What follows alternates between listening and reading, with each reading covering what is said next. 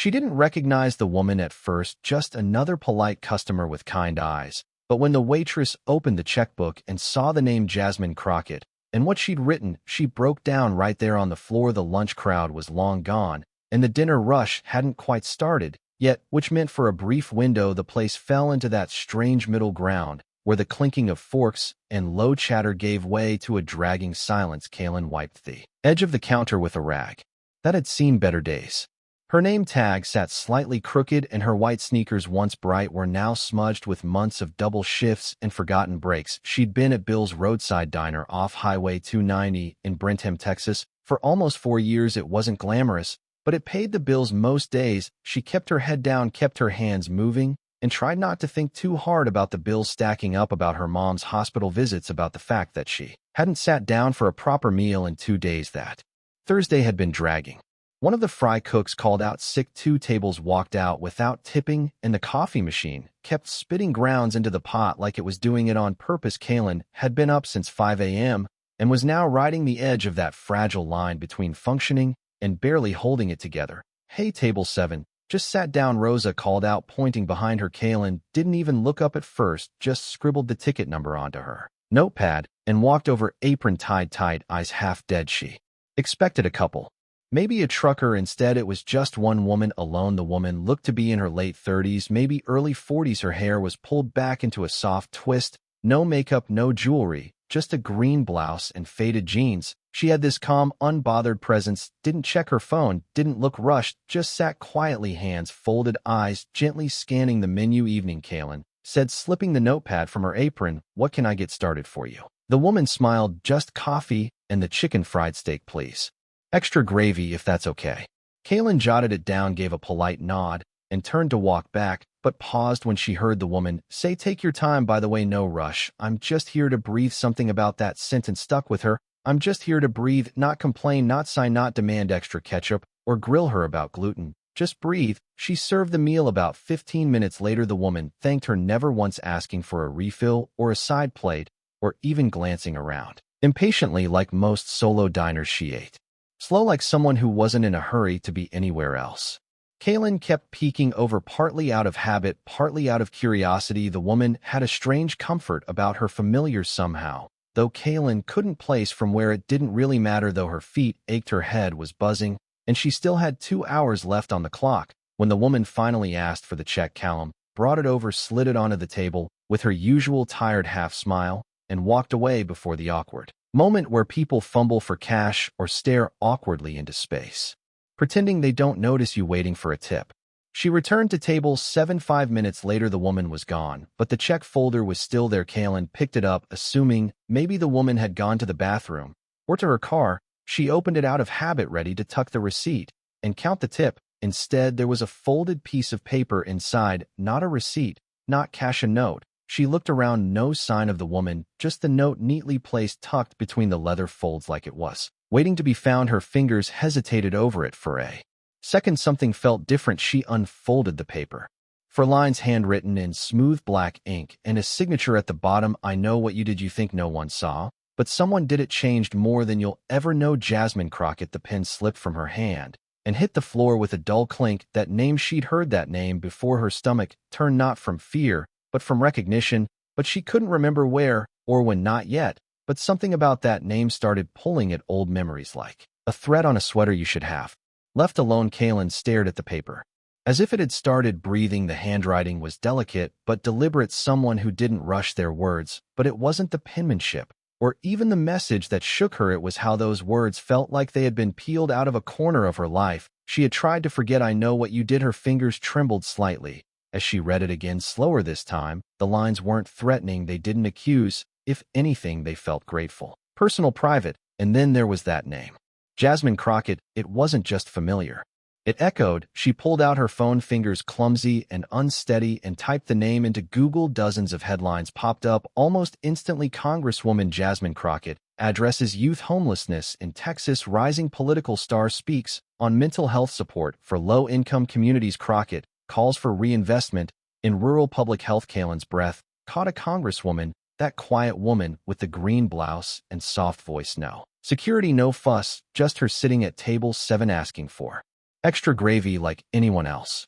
But that didn't explain the note or how she knew her or what she meant by what you did. Kaylin tucked her phone back into her apron and walked to the back into the cramped break room that doubled as a supply closet. She sank into the plastic chair, the one with the chipped armrest, and a stain from someone's spilled chili 3 months ago. The note rested in her lap. She closed her eyes and tried to think. Her brain started tracing every moment she could remember from the last 10 years. Customers she'd met, people she'd helped, things she'd done that no one should have seen except someone had. Someone named Jasmine. It took a minute, but then a memory surfaced. She was 19, living out of her car, broken, scared, doing temp work at a community center just south of Dallas. Her job was mostly janitorial, cleaning up after events, wiping down tables, locking up at night. There had been a girl, young, maybe 17, quiet, kept to herself, always came in early and stayed late. She looked like she didn't trust anyone. Kaylin remembered her because she'd given her a sandwich one night after an event and asked if she was okay. The girl didn't answer, just looked at her, almost startled, then nodded once, took the sandwich with both hands like it weighed 10 pounds, and then disappeared. Kaylin never saw her again. Could that have been Jasmine? She leaned back, staring at the ceiling like it might hold the answer. The pieces were fuzzy, but the feeling wasn't. That night had stayed with her, even though she never spoke about it. She didn't do anything dramatic, just fed a hungry kid and sat with her for a few minutes in silence. But maybe that was enough. She glanced back at the note. You think no one saw? Was it possible that moment something she had all but forgotten had meant something? She thought about the woman at table 7 again, her quiet eyes, her calm presence, not a trace of arrogance or ego, just warmth, and she'd left without saying anything. No dramatic speech, no long-winded explanation, just a note, 4 lines, and a signature that somehow wrapped itself around a memory Kaylin had buried. She stood up slowly and folded the note back into her apron.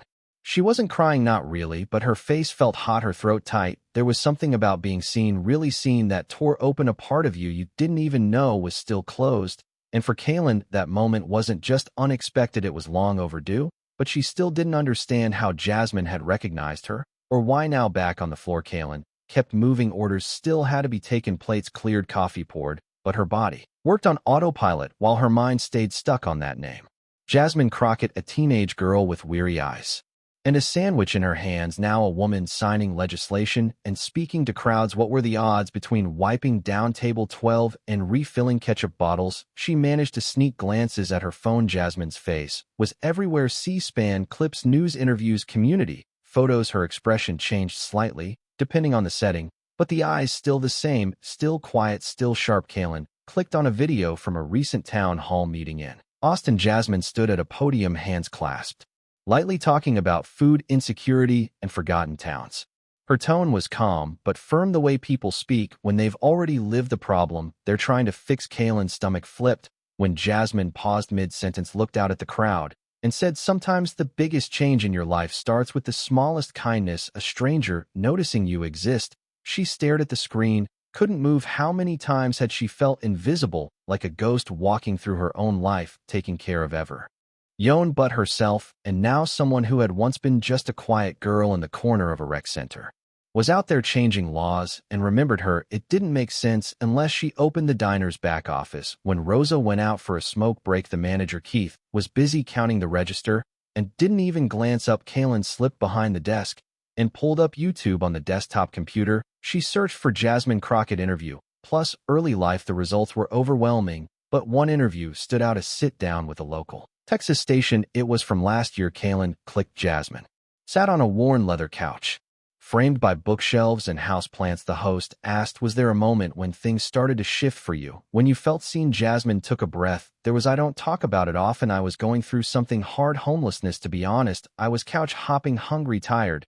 and I went to this community center in South Dallas one night after a volunteer event. A young woman gave me a sandwich. She didn't ask questions, didn't talk down to me. She just sat with me, and in that silence, for the first time in a long time, I felt human again." Kaylin's heart thudded in her chest. Jasmine continued, "I never forgot her. I didn't even know her name, but I remembered her face, and I remember thinking if I ever got anywhere in life, I'd find a way to thank her." Kaylin leaned back in the chair, her whole body frozen. That was her. She knew it. It wasn't about feeding someone. It wasn't charity. It wasn't some noble gesture. It was just one person seeing another. And for Jasmine, that had been enough to carry with her for years. But then, why now? Why had she come today?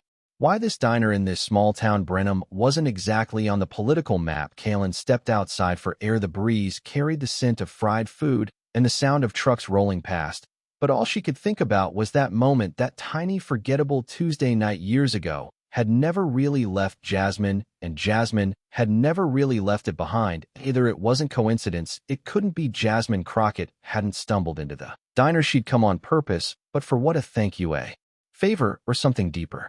The next morning, Kaylin couldn't shake the weight pressing down on her chest. She tried doing the usual coffee, cold water on the face, blasting the local radio station in her car, but nothing helped. Her brain kept circling back to the same place, to that night at the community center. She remembered the girl clearly now. Jasmine had been sitting by herself, clutching a ripped backpack, wearing a coat 2 sizes too big. She hadn't asked for help. She hadn't cried. She just existed in that way some people do when they've been ignored for too long. Small, careful, almost invisible. Kaylin had offered her the extra sandwich without thinking. It was an afterthought, really a leftover from the volunteers, but when she handed it over, she remembered something shifted in the air between them. Jasmine had looked at her not with thanks, but with disbelief, like kindness was some kind of trick. And now here they were, one still wearing rubber-soled shoes and pulling doubles, the other standing in front of cameras and rewriting policy. It would have been easy to feel bitter about it, to wonder how someone could rise so far while you stayed exactly where you started, but Kaylin didn't feel that. Not now. She felt something else, like a thread had been sewn through her life without her knowing, and suddenly it pulled tight, connecting her to something bigger than routine and rent. So she made a decision. She was going to find Jasmine, not through a fan email or a press contact. That wasn't her style. She wanted to look her in the eye and ask why. Why now? Why her? What the note meant? What Jasmine really remembered. She pulled up Jasmine's public calendar online and saw that she'd be speaking in College Station that Saturday, just under an hour away. Kaylin requested the day off, though she could barely afford to. She didn't tell Rosa why, just said she had to take care of something important. Saturday came fast. Her hands shook slightly on the steering wheel as she pulled into the community hall parking lot. The lot was half full, families, college kids, older folks in jeans and polos, not the crowd she'd expected for a politician. But Jasmine didn't dress the part either. She stood at the front of the room, no podium, no fanfare, just a microphone, and her presence, her voice was warm but steady. She didn't speak like someone running for something. She spoke like someone trying to remember what it felt like to be forgotten. Kaylin didn't hear half the speech. Her heart was pounding too hard. She waited until it was over, and people began to drift out. Jasmine shook hands, took a few photos, and smiled like she meant it. Then their eyes met. Kaylin didn't move right away. She stood in the back, her mouth dry, feet planted. Jasmine tilted her head. Curious recognition didn't flash instantly, but something flickered. She excused herself from the crowd and walked over slowly. Hi, Jasmine said. You're not from around here, are you? Kaylin gave a small laugh. No, I drove in from Brenham. Jasmine paused. Brenham, her voice quieted. Were you at the diner? Callum pulled the folded note from her jacket pocket. Yeah, table 7. Jasmine's face changed. Not shock, not guilt, something softer, almost relief. I didn't know how else to do it. Jasmine said, didn't even know if you'd recognize me. Honestly, I didn't think you would. Kaylin swallowed. I wasn't sure at first, but then I remembered that night, the sandwich. I remembered too, Jasmine said quietly. Every day since they stood there, not quite hugging, not quite strangers, the air between them filled with years that had passed, but hadn't really gone anywhere. But Kaylin still didn't understand. Jasmine had made her point with the note, so why show up in person? Jasmine motioned toward a side hallway, that LED, away from the noise. Kaylin followed, still unsure of what she was supposed to feel. Gratitude, closure, confusion, probably a little of everything. They stepped outside through an exit door propped open by a folding chair. The late afternoon sun stretched long shadows across the pavement. Jasmine leaned against the wall and folded her arms loosely, as if she needed a second to find the right words. I didn't go there to get noticed, she said. I went because I'd finally reached the place in my life where I could face it. Everything before the cameras, before the campaign, before I even believed I had a future. Kaylin studied her face. It was calmer now, not polished like it had been on stage, but tired in a familiar way, the kind of tired that comes from carrying things too long. You said in that interview you remembered me all this time. Jasmine nodded slowly. You were the first person who didn't ask me what I'd done wrong. You didn't look at me like I was a problem to be fixed. You just sat with me. I wasn't used to that. Kaylin looked down, kicking a pebble with her shoe. I didn't think it mattered. I barely remember what I said. If anything, that's just it. Jasmine replied. You didn't have to say anything. You just stayed. Kaylin leaned against the opposite wall, arms crossed. So why now? Why leave the note? Why show up and bring him out of nowhere? Jasmine exhaled. Because I've spent years telling stories about change, how it happens, where it begins. And every time I speak, I think about that night, about you. And I kept wondering if I ever said thank you. I wasn't sure I did. Kaylin felt her eyes sting. You didn't have to, I know, Jasmine said, but I needed to, not for politics, not for image, just for me. A silence fell between them, not awkward, just heavy. Jasmine continued, you probably don't realize how far people carry the things others leave behind. That night, I was deciding whether to keep going. I was honestly on the edge. You didn't know that. You didn't ask, but you gave me a reason to pause. Kaylin's voice came out quieter than she expected. And now you're everything I didn't even imagine you could be. Jasmine smiled faintly. And you're still standing. Working, grinding, giving more than you get. I knew you'd still be you. Kaylin didn't know what to say to that. Compliments made her nervous, but Jasmine wasn't praising her to flatter. She was stating it like a fact, like she'd always known. I guess I've just been waiting for someone to notice. Colin said, to notice that I've been trying, that I never stopped. Jasmine stepped closer. I noticed they stood there, two women from different chapters of the same story, looking at each other through the lens of time and survival. Kaylin finally asked, so what happens now? I don't know. Jasmine said, I didn't come to make promises. I just wanted to see you, to look you in the eye and say that moment mattered. Kaylin swallowed hard. It did for both of us. But as they walked back toward the parking lot, Kaylin couldn't help but wonder, was Jasmine here only to say thank you, or was there something she still wasn't saying? Kaylin didn't expect Jasmine to follow up. She figured that would be the end of it, a strange full circle. The encounter that left her with more clarity than she'd had in years. But 2 days later, a letter arrived in her mailbox.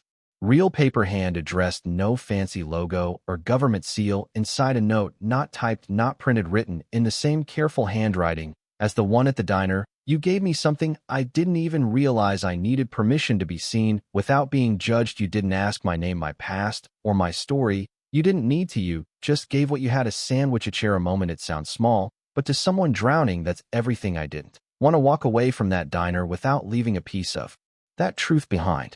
I didn't want you to think your life hadn't touched anyone's. That kind of lie can stick to your bones. I know it stuck to mine for years. I never forgot you. I just didn't know how to find you until I did.